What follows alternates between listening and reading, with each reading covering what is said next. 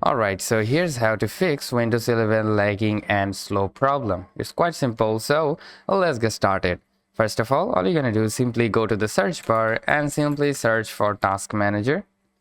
Here we go. So you need to open it up, and then from here you need to go with the startup apps. All right, so as you can see, we have the status disabled for all of these because my PC also lags for myself. So you need to first select one of these that you don't want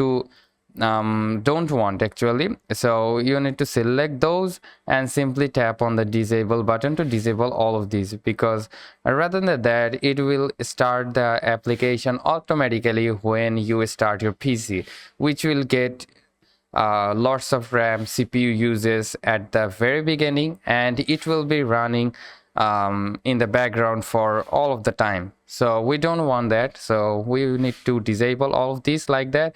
That's how you can fix the issue. All right, so this is one of the thing. Then again go to the search bar. All right, then go with sysdm.cpl,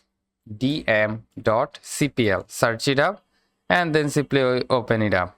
All right, so now from here you need to go with the advanced settings, and then on the performance tab you need to tap on the settings. All right, so as you can see, we got let Windows choose what is best for my computer, but you need to select the adjust for best performance. All right, like that, and simply hit on apply and okay with that. So that's how you can fix the lagging and slow problem.